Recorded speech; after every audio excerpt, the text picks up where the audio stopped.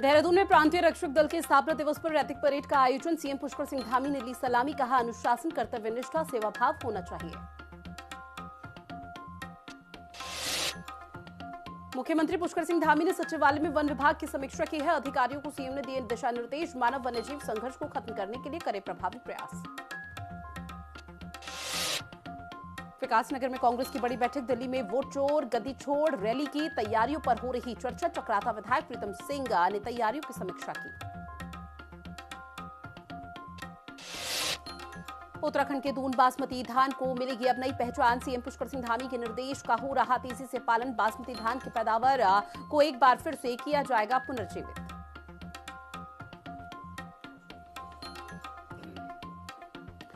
और चलिए शुरुआत करते हैं बुलेटिन की, जहां मुख्यमंत्री पुष्कर सिंह धामी की अध्यक्षता में सचिवालय में जेल विकास बोर्ड की बैठक हुई है। बैठक के दौरान मुख्यमंत्री पुष्कर सिंह धामी ने आला अधिकारियों को निर्देश दिए हैं कि राज्य की सभी जेलों में एक जेल एक प्रोडक्ट का विकास किया जाए। सीएम ने साथ ही कहा है कि जेलों में बंदियों के कौशल विकास के लिए नियमित कार्यक्रम आयोजित किए जाएं। ITI के माध्यम से भी जेलों में अलग अलग ट्रेड के प्रशिक्षण की व्यवस्था की जाए। मुख्यमंत्री ने निर्देश दिए हैं कि जेलों में बनाए गए उत्पादों का सरकारी दफ्तरों में उपयोग किया जाए।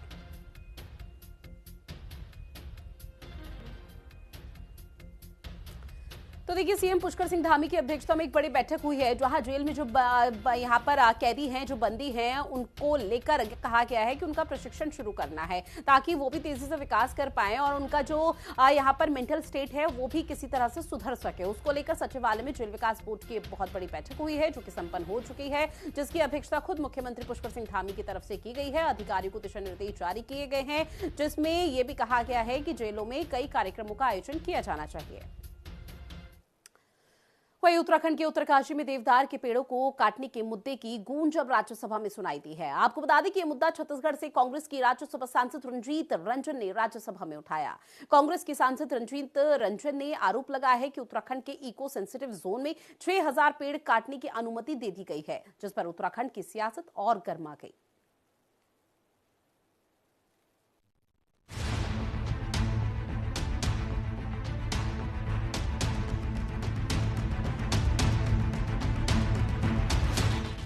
उत्तरकाशी में पेड़ बचाने को रक्षा सूत्र रहे बांध। कांग्रेसी सांसद रंजीत रंजन बोली, छिड़ा विवाद। राज्यसभा में छत्तीसगढ़ सांसद ने उठाया मुद्दा। उत्तराखंड कांग्रेस ने धामी सरकार पर हमला बोला। गीत गाकर देवदार के पेड़ों को रक्षा सूत्र बांधते उत्तरकाशी के स्थानीय लोगों और महिलाओं का उठाया गया मुद्दा अब राज्यसभा तक पहुंच गया है। उत्तरकाशी में गंगोत्री हाईवे चौड़ीकरण के नाम पर 6000 देवदार के पेड़ काटने की तैयारी है। स्थानीय लोग इसके विरोध में हैं। लोग रक्षा सूत्र बांधकर पेड़ों की रक्षा का संकल्प ले रहे हैं। अब इस मुद्दे को राज्यसभा में छत्तीसगढ़ से कांग्रेस की राज्यसभा सांसद रंजीत रंजन ने उठाया है। कांग्रेस सांसद ने कहा कि इको सेंसिटिव जोन में 6000 पेड़ काटने की अनुमति दी गई है। उन्होंने बताया कि स्थानीय लोग पेड़ों को बचाने के लिए उन्हें रक्षा सूत्र बांध रहे हैं। सांसद रंजीत रंजन ने बताया कि ये वही क्षेत्र है जहां धराली की भीषण आपदा हुई थी, जहां 150 लोगों का शव अभी भी 40 फीट मलबे में दबे होने की बात कही जा रही है। कांग्रेस सांसद ने जोर देकर कहा कि ऑल वेदर रोड के नाम पर अगर मनमाने तरीके से सेंसिटिव जोन में पेड़ काटे जाएंगे तो इससे निश्चित तौर पर भूस्खलन बढ़ेगा। कि जो इको सेंसिटिव जोन भागीरथी के गंगोत्री का है, वहाँ से 6000 पेड़ों को काटने की अनुमति दे दी गई है। वहाँ के लोग पेड़ों को रक्षा सूत्र बांध रहे हैं, जो कल की रिपोर्ट है 6 और 7 तारीख दिसंबर को, ताकि उन पेड़ों को बचाया जा सके। अभी महोदय ये वही क्षेत्र है जहां अगस्त में धराली की भीषण आपदा हुई थी और लगभग 150 लोग के शव अभी भी 40 फीट मलबे में दबे होने की बात कही जा रही है। सोचने वाली बात है कि यदि उच्च हिमालय में 4 धाम ऑल वेदर के नाम पर अंधाधुंध चौड़ीकरण कर इतनी भारी तादाद में आप पेड़ और पहाड़ काटे जाएंगे तो निश्चित ही भूसंकलन बढ़ेगा। राज्यसभा में मुद्दा उठाए जाने पर उत्तराखंड में भी सियासत गर्मा गई है। कांग्रेस ने ऑल वेदर रोड के नाम पर अंधाधुंध पेड़ों को काटकर नॉन टेक्निकल तरीके से काम किए जाने का आरोप लगाया है। वहीं सरकार का कहना है कि इकोलॉजी और इकोनॉमी को ध्यान में रखकर काम हो रहा है, लेकिन अगर कहीं कोई कमी है तो उसे दूर करने के लिए कार्रवाई की जाएगी। नॉन टेक्निकल, मैं फॉरेस्ट मिनिस्टर रहा हूँ, नॉन टेक्निकल तरीके से काम हो रहा है, इसीलिए जो देहरादून हो चाहे धराली हो चाहे थराली हो, चाहे पिथौरागढ़ हो चाहे केदारनाथ छिड़ाघाट हो, जो आपदा आ रही है इसीलिए आपदा आ रही है कि नॉन टेक्निकल तरीके से काम हो रहा है। इकोलॉजी और इकोनॉमी दोनों ही आवश्यक है, क्योंकि जितने पेड़ काटे जाते हैं आपको मालूम है उससे दुगने पेड़ प्लांट करने का भी प्राविधान है। जमीन देकर के उनको प्लांट करने का प्राविधान है। और कभी अगर कहीं पर इस तरह की आवश्यकता है तो जिन बेचारों ने 50 साल तक जहाँ सड़कें नहीं हैं, अगर वहाँ सड़कों के लिए पेड़ काटे जाते हैं तो मैं समझता हूँ उसको हम कंपनसेट भी करते हैं। और वो उन्होंने कौन सा ऐसा पाप किया कि उनको सड़क न दी जाए। तो देखिए, मैंने आपसे कहा कि विकास के लिए कहीं ना कहीं पेड़ काटने की आवश्यकता पड़ेगी, और लेकिन उसको पर्यावरण को बचाए रखने के लिए उससे दुगने प्लांट्स लगा करके उसको भी कंपनसेट किया जाता है। लेकिन उसमें अगर देख रहा हूँ अगर आवश्यकता नहीं होगी तो निश्चित रूप से उस पर कार्रवाई की जाएगी। धामी सरकार लगातार इकोलॉजी और इकोनॉमी को ध्यान में रखते हुए राज्य में विकास कार्य किए जाने के दावे करती है, लेकिन हर साल आपदा का बढ़ता दायरा सरकार के दावों पर सवाल उठाता है। और अब उत्तराखंड की जनता के बीच से लेकर ये सवाल राज्यसभा तक पहुंच गया है। सवाल ये भी उठ रहा है कि अपने ही खनन और दूसरे मुद्दों पर अपनी ही सरकार को घेरने वाले बीजेपी के सांसद इस मुद्दे पर कहां गायब हैं। देहरादून से संवाददाता दीपिका भंडारी और शुभांगी भट्ट के साथ ब्यूरो रिपोर्ट, हिंदी खबर। अब बात करेंगे नैनीताल के काठगोदाम की, जहां सर्किट हाउस में कृषि मंत्री गणेश जोशी ने समीक्षा बैठक की है। इस दौरान अधिकारी मंत्री के सवालों से मुंह ताकते हुए नजर आए। मंत्री गणेश जोशी उद्यान विभाग के अधिकारियों से सरकारी योजनाओं के बारे में जानकारी पूछने लगे तो अधिकारी संतोषजनक जवाब नहीं दे पाए, जिस पर कृषि मंत्री नाराज दिखाई दिए। उन्होंने कहा कि अगली बार सभी अधिकारी बैठक में तैयारी से आए। लगभग 8 जिलों का दौरा मैंने किया है और अपने विभागों की समीक्षा मैंने की है, क्योंकि आज जो हमारे यहाँ की जलवायु है, हमारा जो मिलेट्स है पूरे देश में सबसे सर्वोत्तम है। जब मिलेट्स इंस्टीट्यूट हैदराबाद ने उसकी टेस्टिंग की तो सबसे बेहतर पाया गया। उसका उत्पाद कैसे बढ़े उसके लिए हम 10% सब्सिडी दे रहे हैं। इसी प्रकार जो एप्पल है, कीवी है, ड्रैगन फ्रूट है, नींबू है, मैं ये कह सकता हूँ कि आने वाले समय में देश की जहाँ इकोनॉमी बढ़ेगी वो यहाँ इस प्रदेश की इकोनॉमी को बढ़ाने में इस फील्ड का बहुत बड़ा योगदान होगा। इसलिए मैंने आज विभागों की समीक्षा की और देखने में आया कुछ अधिकारी को उनके विषय की जानकारी नहीं है, तो उनको मैंने निश्चित किया है कि अगली बार आप बैठक में आए, आंकड़ों के साथ आए, पूरी तैयारी के साथ आए। वहीं पर्वतीय गांधी के नाम से विख्यात इंद्रमणि बडोनी की 100वीं जयंती पर बनाई जा रही विशेष डॉक्यूमेंट्री का फिल्मांकन गुरुवार को मसूरी शहीद स्थल पर किया गया। उत्तराखंड के जननायक इंद्रमणि बडोनी नाम से डॉक्यूमेंट्री बनाई जा रही है। इस दौरान प्रसिद्ध गढ़वाली गीत फूहोलू समेत अनेक दृश्य कैमरे में कैद किए गए। ये फिल्म आगामी मसूरी विंटरलाइन कार्निवल के में प्रदर्शित की जाएगी, जहां मुहूर्ता शॉट का फ्लैप आपको बता दें कि पूर्व पालिका अध्यक्ष मनमोहन सिंह मल और सामाजिक कार्यकर्ता गिरीश ढोंडियाल ने दिया है।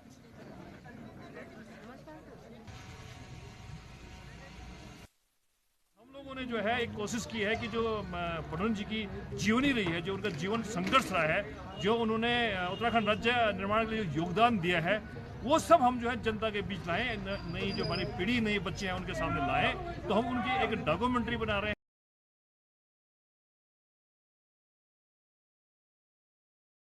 और साथ में ही हम जो आज एक गीत फिल्मा रहे हैं, एक थड़िया गीत हम फिल्मा रहे हैं। और क्योंकि पहाड़ों में पहले जो है एक समाचार चैनल नहीं होते थे, तो एक थड़िया गीत के माध्यम से वो कहानी बताई जाती थी। तो इस गीत में भी बडोनी जी की कहानी है, उसको हमने आज फिल्माया है।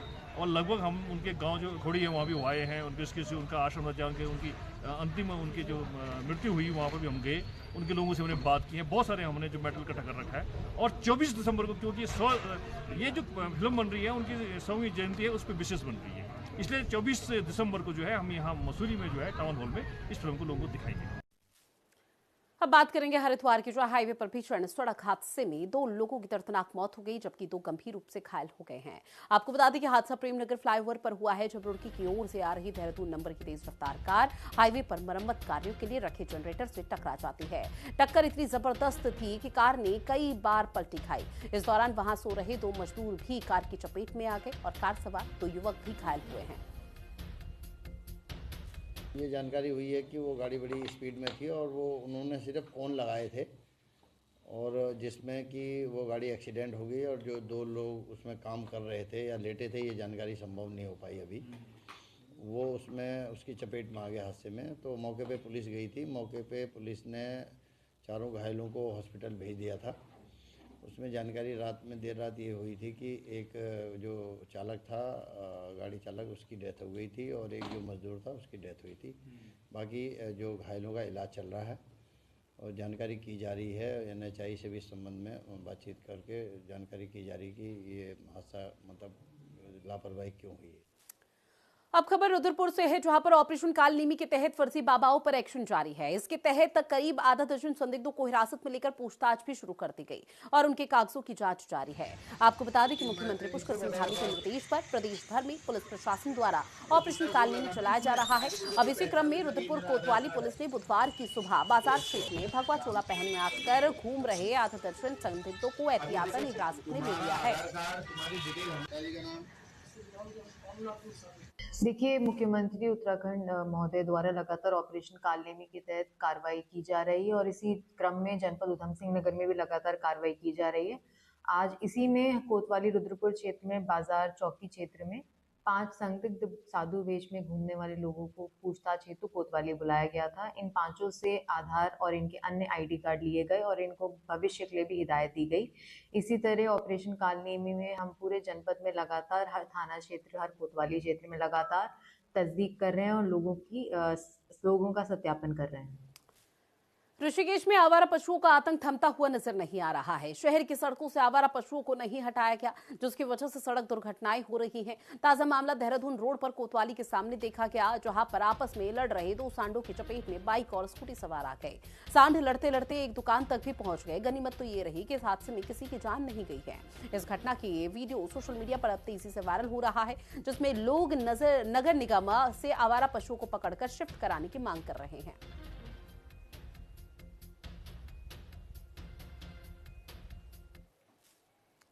वहीं कोटद्वार में कांग्रेस कार्यालय उद्घाटन के खास मौके पर पूर्व कैबिनेट मंत्री सुरेंद्र सिंह नेगी ने प्रदेश के सरकार को आड़े हाथ लिया है। उन्होंने कहा कि प्रदेश में जंगली जानवरों का खतरा लगातार बना हुआ है। आए दिन गुलदार और भालू के हमले में मासूम लोगों की जानें जा रही हैं और सरकार चुपचाप बैठी हुई है। पूर्व मंत्री ने कहा है कि प्रदेश सरकार को केंद्र सरकार से स्पेशल पैकेज लेना चाहिए, जिससे मानव वन्य जीव संघर्ष पर लगाम लग सके।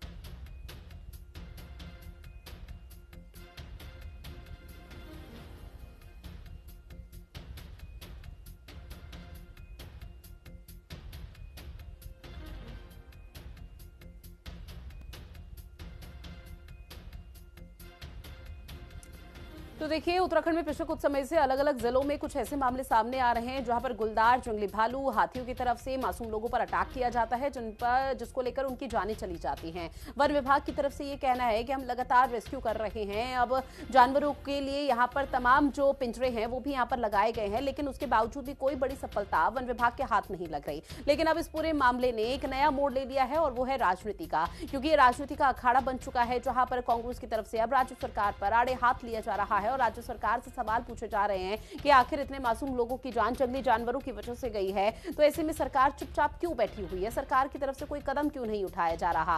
और हाल फिलहाल में आपको बताते चले कि लोकसभा में भी इस पूरे मुद्दे को उठाया गया था, लेकिन उसके बावजूद भी सरकार की तरफ से जो एक्शन नहीं लिया गया, उसको लेकर अब कांग्रेस की जो नाराजगी है वो लगातार देखने को मिल रही है। और कांग्रेस का कहना है कि वन्य जीवों के हमले में जो लोगों की जान जा रही है, आखिर उसका जिम्मेदार कौन है? क्योंकि सरकार मूक दर्शक होकर बैठी हुई है और अभी तक कोई भी बड़ा कदम इस पूरे मामले पर नहीं सरकार की तरफ से उठाया गया। वन विभाग को भी कोई यहाँ पर हिदायत नहीं दी गई है। वन विभाग की तरफ से भी महज हाथ यहाँ पर मसलने का काम किया जा रहा है। वन विभाग ने भले ही ये कह दिया है कि इस पूरे मामले पर एक्शन लिया जाएगा, लेकिन धरातल पर वो तस्वीर देख।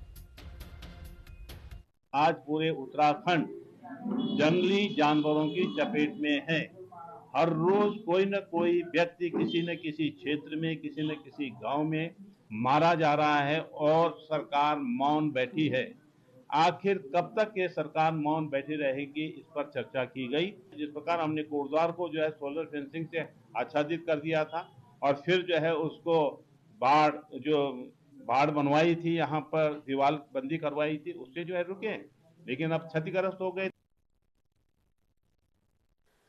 अब बात करेंगे अगली खबर की, जहां विभागों के तहत छोटे अपराधों को अपराध की श्रेणी से बाहर करने के लिए राज्य सरकार ने एक बड़ा फैसला किया है। भारत सरकार की ओर से जारी दिशा निर्देश पर उत्तराखंड जन विश्वास यानी कि उपबंधों का संशोधन अध्यादेश 2025 पर धामी मंत्रिमंडल ने आखिरकार मुहर लगा दी है।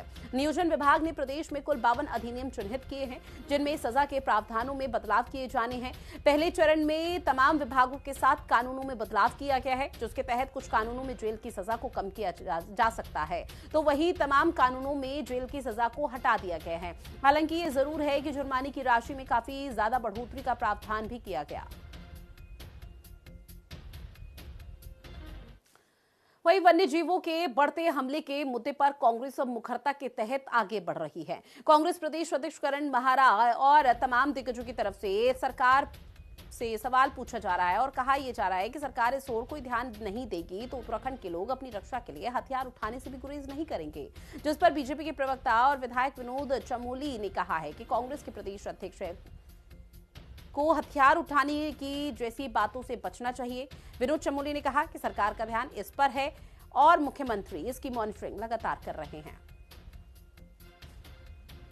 जंगली जानवरों को मारने के लिए हथियार उठा लेंगे, पीड़ा अपनी जगह है, सरकार से मांग भी करेंगे, उसका समाधान भी ढूंढेंगे, लेकिन अगर कानूनन जंगली जानवर को मारना अपराध है तो फिर हम अपराध करने के लिए उकसा नहीं सकते, न उसकी बात कह सकते हैं। हाँ, उसको रोकने के लिए जो संघर्ष करना को करे और हम भी कर रहे हैं। कुछ प्रैक्टिकल डिफिकल्टीज हैं पहाड़ के अंदर, जिसका समाधान हमको ढूंढना पड़ेगा। ये बात सही है कि हमको प्रयास करने पड़ेंगे कि कैसे करके हम ये वन्य जीव और मानव का संघर्ष कम कर सकते हैं। ये समाप्त तो करना संभव नहीं है क्योंकि सभी जगह है, लेकिन ये कम किया जा सकता है। ये पहले भी रहा है, ऐसा नहीं कि पहले नहीं होता। पहले भी घटना हुई तो पहले छुटपुट होती थी, आज थोड़ा घटनाएं ज्यादा बढ़ गई हैं, जानवर ज्यादा हो गए हैं, लोग कम हो गए हैं। अगली खबर, जहां धामी कैबिनेट ने राज्य में पर्यटन विकास के लिए रिजॉर्ट बनाने के लिए कृषि भूमि को प्रयोग में लाने की मंजूरी दी है। कैबिनेट के इस फैसले का स्वागत करते हुए बीजेपी के प्रदेश प्रवक्ता मथुरा दत्त जोशी ने कहा है कि कृषि भूमि पर रिजॉर्ट बनाने पर पर्यटन को बढ़ावा मिलेगा, साथ ही उत्तराखंड को वेंडिंग डेस्टिनेशन का हब बनाने में भी मदद मिलेगी। नया जो कल्चर चल रहा है, जगह जगह पर कृषि भूमि पे रिजॉर्ट बनाए जा रहे हैं, पर्यटन को भी बढ़ावा उससे मिल रहा है। बहुत सी चीज़ें, आपके वेडिंग डेस्टिनेशन भी डेवलप हो।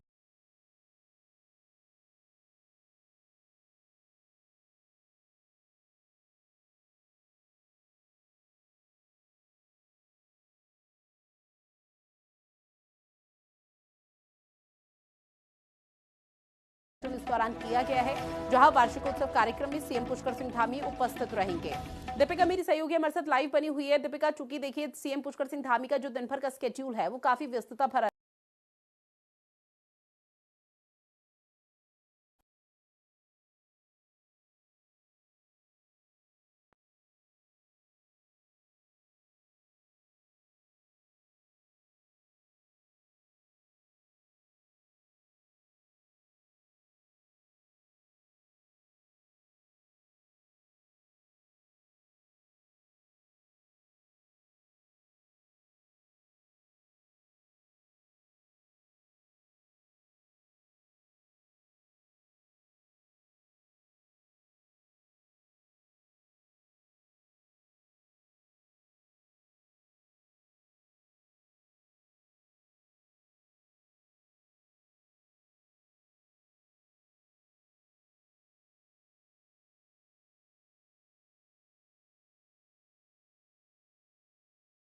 प्रतिभाग करेंगे। उसके बाद सीधे जो मुख्यमंत्री है वो उधम सिंह नगर के रुद्रपुर पहुंचेंगे। वहां पर तमाम जो कार्यक्रम है वो रखे हैं, कार्यकर्ताओं के द्वारा स्वागत कार्यक्रम उनका रखा गया है और 5 बजे जब वो रुद्रपुर पहुंचेंगे तो होटल रेडिसन ब्लू में उनका कार्यक्रम रखा गया है, जिसमें उत्तराखंड उदय सम्मान समारोह प्रतिभाग कार्यक्रम में जो है वो प्रतिभाग करने वाले हैं। यानी कि हम कह सकते हैं कि आज सबसे पहले तो नैनीताल की जनता को सौगात मिलने वाली है, उसके बाद कहीं ना कहीं रुद्रपुर में जिस तरीके से कार्यक्रम है वहाँ सम्मान समारोह है, तो जो कार्यकर्ता है तमाम वो वहां पर जो उनका गर्म जोशी से स्वागत करने वाले हैं। और चूंकि देखिए लगभग सभी तैयारी कार्यक्रमों को लेकर हो चुकी है, लेकिन क्या किसी तरह का कोई ट्रैफिक डायवर्जन भी इस दौरान किया गया है, कोई एडवाइजरी विशेष तौर पर जारी हो?